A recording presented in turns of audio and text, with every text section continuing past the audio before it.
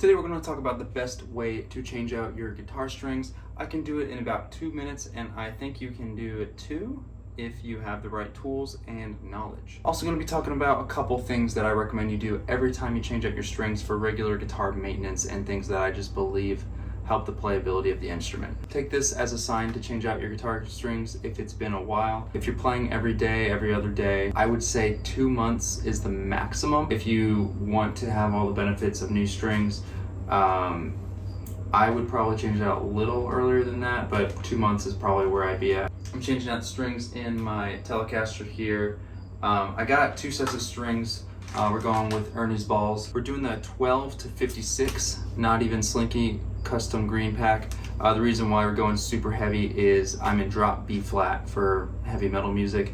You're probably going to, if you're in standard tuning, you're probably going to want to go somewhere like 9 to 46, 9 to 48, somewhere like that. But I'm in drop B flat, so I need more of a string gauge for more resistance, so it's not floppy, you know. So let's go over the tools you're gonna need. You're gonna need one of these.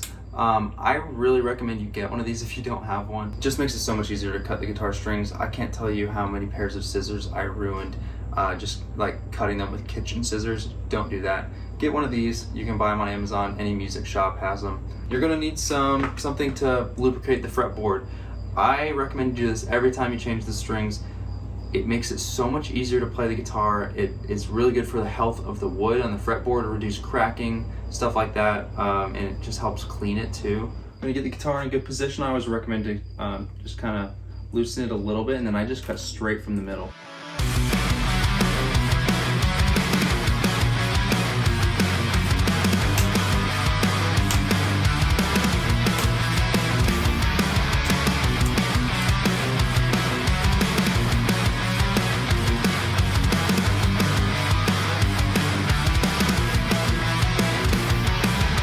Drop your strings straight onto the floor.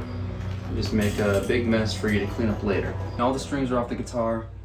This is a good time to inspect your electronics and just take a look at the fretboard, see if there's any cracks or anything. And then I always kind of polish up at this point. Your pickups can get a bunch of dust on them whenever the string's on because it's so hard to get there. So kind of just check your saddles, everything, make sure there's nothing out of the ordinary. Check everything, check your jack.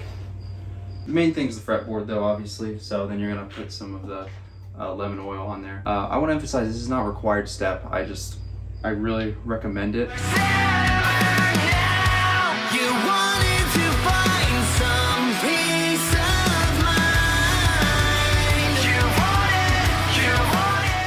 One thing I like about Ernie balls, they individually wrap all the strings, makes it so much easier to organize everything. So obviously you got your thickest string on top, thinnest on bottom.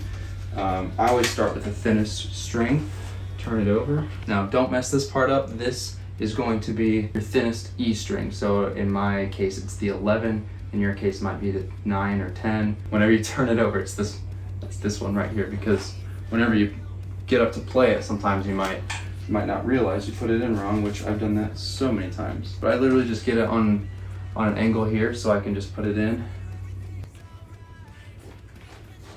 The fastest way to change out your strings is gonna be just put them all in at once. Don't put it in one by one and tune it.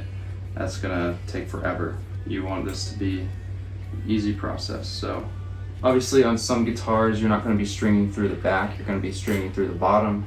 But that's going to be something that is pretty obvious. All right, last one on there, flip it over. Gonna lay it on the groove of the nut. I always push it down with my finger when I put it in, pull it tight. So if you have a style guitar like this, you're gonna wanna put it in kind of like right to left, I guess you could say, because you wanna be tuning up to the note, like that. So when you turn it counterclockwise, you're gonna be going up to the note. I kind of just get it tight enough to where there's some tension there that you're not going to lose. You're not going to really be worrying about getting the perfect note yet.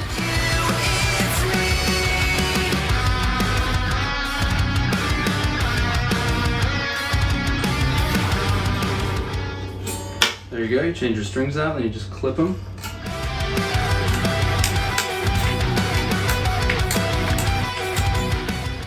You can see I left this one a little long because I feel like before I tune up to it, I just want to make sure it's good, because sometimes these are locking tuners, so I should be good, but just for education's sake, if you don't have locking tuners, sometimes they could slip out, and then after you cut them, it's going to be too short to put them back in if they slip out or whatever. My tip to you is to tune up to the tuning that you want. It's probably going to be standard tuning for you. Yeah, if you have locking tuners, you don't have to worry about that. Just lock them in. And you should be good, but I like to leave a little bit of slack, as you can see here, until I tune it up. So I'm going to tune this up and then I'll be all set, but by now you should have super nice lubricated fretboard, polished wood, everything looking good and dusted off, so you should be all set. All right, if you got any value from today's video, please don't forget to subscribe. This is obviously a free video, so that is one way you can support me. Make sure you like the video. Check out my band Done For on all streaming platforms. Yeah, leave a comment down below if you have any questions. Subscribe for all guitar and music related content. I'll see you in the next one. Peace out.